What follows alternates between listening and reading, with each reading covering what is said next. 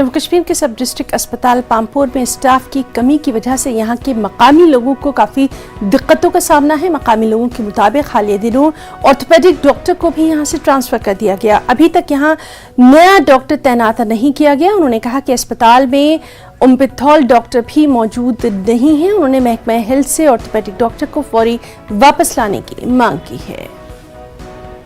Pampore hospital एक 3 ज़िलों का संगम का हॉस्पिटल है। उधर से बडगाम, इधर से पुलवामा और इधर से श्रीनगर के मज़ाफ़ात वो इस हॉस्पिटल के साथ जुड़े हुए हैं। अलावा अजी नेशनल हाईवे के करीब होने की वजह से जो एक्सीडेंट केसेस रेफ़र होते हैं पामपोर हॉस्पिटल, उनमें ऑर्थोपेडिशन का देखभाल बहुत ज़रूरी है। और एक्सीडेंट केसेस में जब ऑर्थोपेडिशन ही अवेलेबल ना हो तो ये बहुत बड़ी थी। बदकिस्मती से ये शोबा ही अब यहाँ डिफंक किया गया। हम एलजी इंतज़ामिया से गुजारिश करते हैं, अपने कमिश्नर हेल्थ से गुजारिश करते हैं कि इस पे नज़रसानी की जाए और डॉक्टर शरीफ को यहाँ वापस भेजा जाए।